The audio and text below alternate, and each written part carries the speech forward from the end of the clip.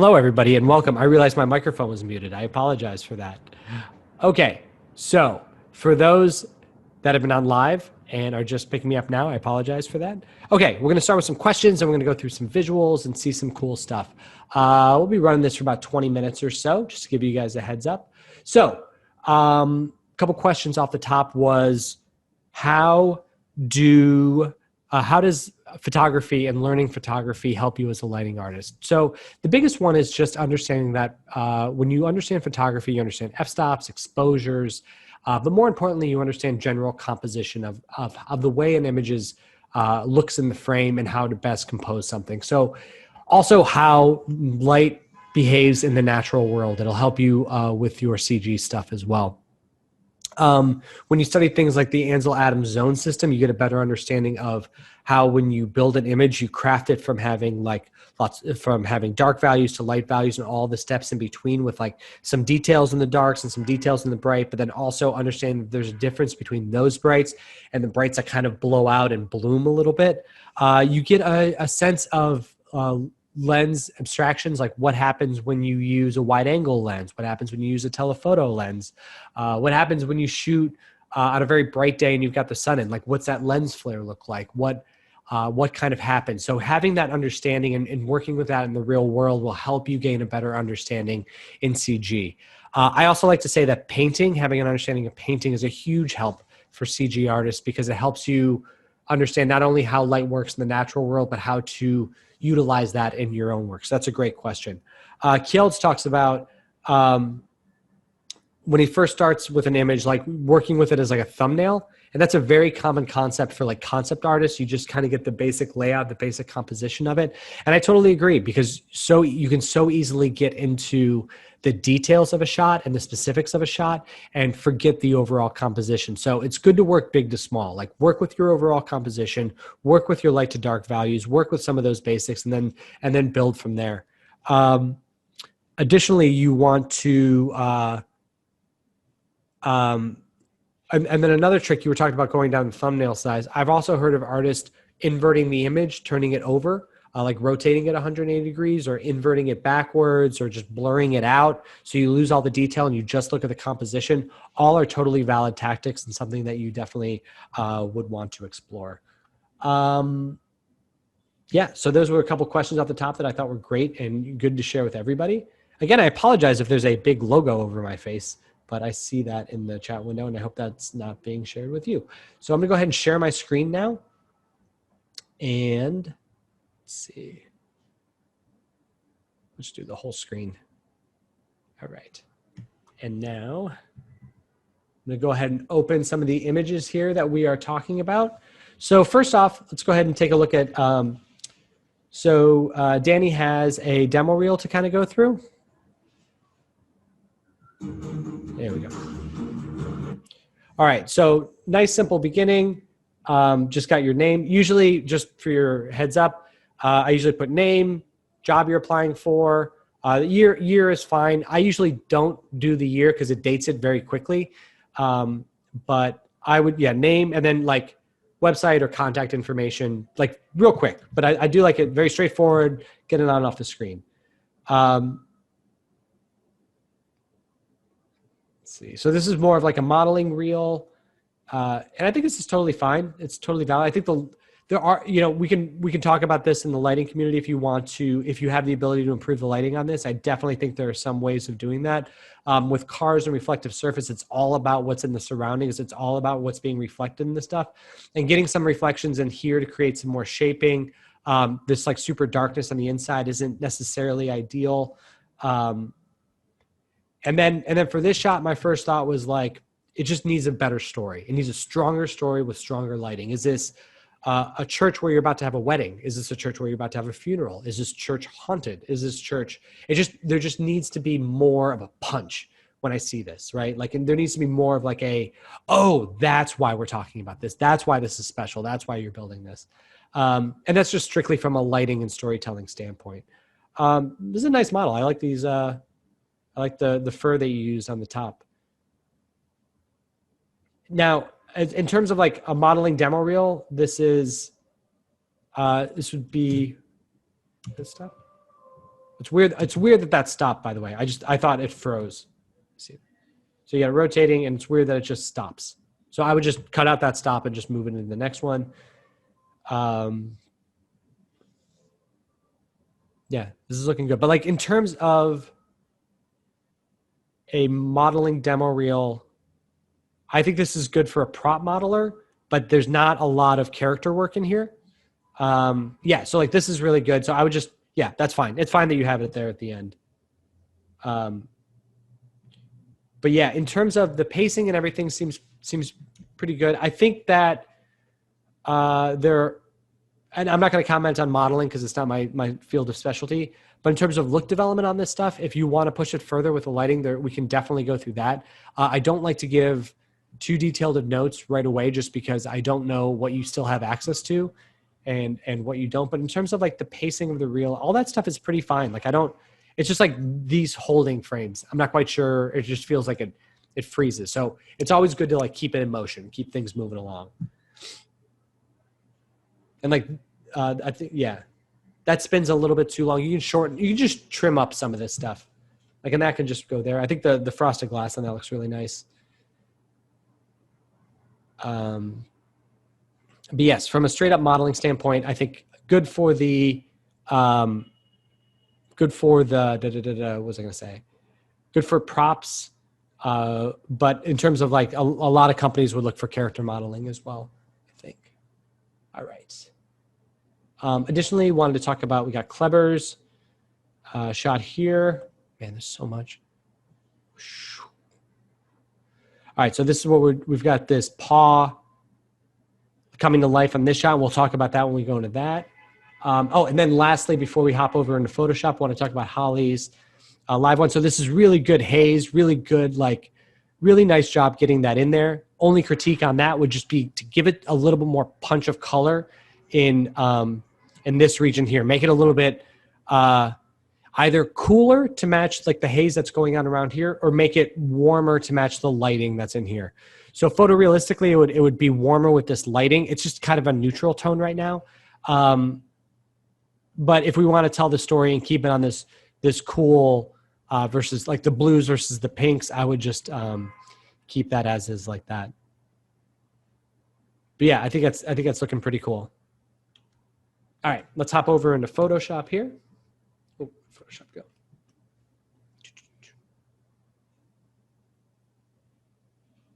Oh, haven't had. That's because I didn't open it yet. Sorry for the delay. All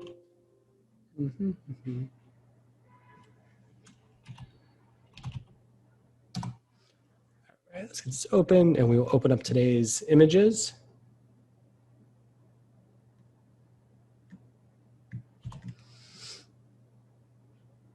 So we do the Friday critiques. All right, everybody. Cool. And this is I'm about to do my favorite part of doing the daily critiques, which is, oh, no, cancel that. Oh man, I opened up the video by mistake. Sorry. Okay, so this is my favorite part, just making everybody blow up to full screen. All right. So thank you. I just want to bring this in. Thank you, Dari, for recommending adding like a little logo thing that you guys can drop in as like a seal of approval. I love it. We're shameless marketers here at the Academy of Animated Arts, so we will definitely figure out a way to do that. I just need to know the best method about getting that added. What would be the best format for all of you? Okay. So let's go through these here. So start with Cleber. Again, talking about that bear paw thing. This is looking really good. Again, similar to what your other shot was, I really want to center in the focus here if we can. And again, if this is similar to the other shot where we're looking at his face, now we need to get these two shots to sync up, right? So maybe just if like that, whatever that pocket of light is on the previous shot, you need to get it tied in here. But definitely less focus around here, more focus on the hand. Also creating shaping in the hand, and now really getting that fur detail, like the speck in the fur to really read, and this, and the more detail in his cast or his glove or whatever he's got on here.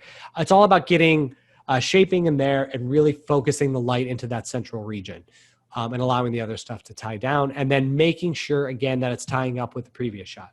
So this is where lighting on an animated shot gets tough, because you're building things through in a sequence, and what's happening in the previous shot has to be happening in the next shot, and it's all about to tell the story. So it's like, so I would say whatever is happening there, build it in here, and then make sure that you accommodate this hand.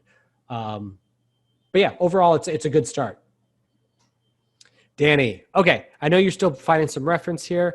By the way, this is crazy that we're seeing the shadow back here. It makes it feel like a pop-up book. And that's pretty cool. I mean, it's a cool aesthetic. I know that, I forget who was doing that yesterday with the pop-up books. Aaron was doing that yesterday with the pop-up books. And it's, maybe that's just what's on my mind, but it's cool that we're seeing that, if that's the aesthetic you're going for. Overall, like I said, with these, the biggest thing is getting the read on this character if we're going to stick with this camera angle. And right now, the brightest thing is kind of like a path in here, but it's kind of hard to get that to read entirely. So like, my question is, how important is this car to our scene? Do we want to read that? Because right now, that's the values of it are kind of fading off into the background. How important is that we read this character? Is there a story about the house? Is that just kind of a framing element around him? Because we've got a nice frame on the character, but is there more to tell in the house? Are these lights on or off? Because right now they're kind of like I said, they're living in the in-between land where they're very white, but not bright like they're on. And they're not illuminating anything. So either turn them way down or turn them way up. And then it's like, is this character an adversary of this car? Is this character's car? Like, do we want to tie them together, or do we want to separate them apart basically in the story? So, you know, are they, if they're tied together, then you want to connect them with a path here, with the light to really make them feel like one. If they're adversaries, you want to make this area in the middle dark, and then make these two contrasting elements to make it feel like a battle's about to go down between them.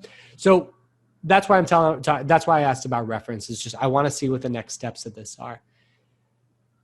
Grayson, very cool. So I like what you're doing here. I think the biggest thing is I want to just see some more darker values in the extreme foreground. So one of the things that we're seeing here, like if you look at the black points, are very dark there, and they get brighter as they get lifted as we go back there. This stuff, there is a slight bit more darkening in the foreground, but the best one for this example, this is this. Like, look how dark this is versus how lifted this is. And yours is nice, and I like the haze, and it's easy to pull it back now. But when you pull it back, just get some more darkness in the foreground here. Additionally, for the light sources, like look how bright these light sources are. You want to make these like super bright, like white, and then like glowy white, and then just the light off of them is that cool. Like this is a white, but there's blue shimmering off of this. This is a white, but then there's warmth shimmering off of it from there. So really cool start. I definitely like that. And I think that it would be kind of nice too if there was maybe some brightness out there, something to lead our eye back to the edge, which might be kind of cool. All right, next up is Holly. Yes, we got that. Okay. Jeff, here's your reference. Welcome to the Academy of Animated Art with your first one here. So very cool shot. Love the framing elements. Love how her dark values are popping off over the brighter window. Love the color scheme. In terms of yours, I think we can get darker values in here, and that's how we're going to get them to read off of this. The colors aren't quite the same. This has got more red in it. This has got a little more green. So I would really like to read that up. In terms of what we're seeing outside the window, like just keeping it very bright, not allowing this kind of darker tone to get in, and then only allowing the darkers on the inside to really read through. So really I would say really look at the black points and look at the color would be your two biggest ones. And then, but I do like, you're definitely getting the shape happening in the right way. You want it all to kind of come in from this window and hit the rim. All of that's happening here. This is a little bit strong, but I get it that it's bouncing off this wall a little bit, and it might just be the reflection, but really, really play up that all of these things are getting hit by light coming in through the window there, and then they're darker on these sides. So just the basis is there. It's just like building upon that a little bit more, which would be really nice. Mauro, yes, this is definitely coming in the right direction. Now we've got some more punch. Now we've got some more color. Now we're starting to feel that story a little bit more. The character, the biggest thing for you to work on right now is getting good character lighting, good shaping on this character, because right now his values are the same from left to right. So let's really tone down this fill. Do you see how it's like bright to kind of dark here on this tentacle? Let's do the same thing on his face. Bright on this side, rolling off into dark, more darkness there. We don't need to have his whole face illuminated for this. We just need to see his eyes. His eyes are the big thing. That's what's going to connect us to this. His mouth shape really isn't doing much. And the darker that we get in here will allow for the cards to really pop off there too. So I think that is our big next step for you. Shane, great progress. I think you can still go brighter on the background here. Let me make sure I got the right one here, by the way. I feel like that might be the old one. Let's see.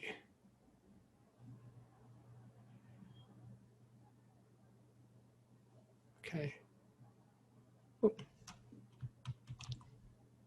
Oh, this is the same one. Okay, yeah. So, because I was just looking at the background. Yeah, I think you can like just really play up the spot of bright there and fading off. I do like the cool to warm and this kind of drop off in the middle there. I think that's working out a lot better. I think the shaping on the character is good. If you could creep around a little Rembrandt lighting, that would be dope. And then I would tone this down and make it more like rimmy. And if you can darken, I don't know what I did there. Weird, I twisted it. Sorry. If I could just darken as you go down there and make this a little bit darker down towards the bottom as well. All right, Tyler. Okay. I like that you're doing this as a 3-shot. I think that's very cool. So the biggest thing about this reference is very glowy. It's very light, not a lot of contrast. The saturation is actually pretty low on these. This is probably the highest point of saturation that we get. But the rest of them are lots of very light tones to create this type of environment. Yours has, like, these are very, very saturated skin tones. The first thing I would do is make sure that we're toning those down. And secondly, they're being pretty evenly lit from either side. So the way that the reference is doing a good job of, like light coming in from this way, light is definitely coming in from this way. There's definitely a tonal shift from light to dark here. These guys are getting rimmed up here. We want to see that same, so it's like this side of them is darker, just the rim light of the light coming in.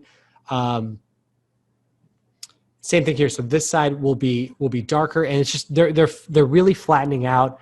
And the fact that there's a shadow here implies that there's a very sharp, strong light coming in this way. You just want that to be like a quarter to 20% of the value of the light coming in from the outside.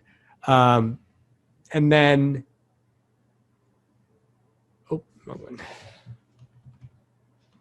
And then same thing on this shot, right? So just like really look how saturated these greens are out there and the reds on our lip. We really want to tone those down and then make sure we're just reading the light coming in here.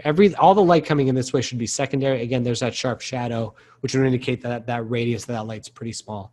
But I like the setup. Again, keep going back to this. And in terms of like that softening, it's same trick. We show this a lot, but in order to get that, you want to copy the whole thing. You want to add a little blur. It's a lot, but we'll just do it. Screen it on top of whatever your software package is, and then bring that back down. So like really just some nice overall softness to the scene as a whole. All right.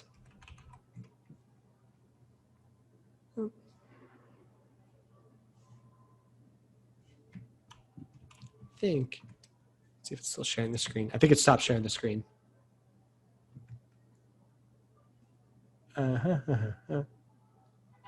Yeah, okay. It stopped sharing the screen. Okay.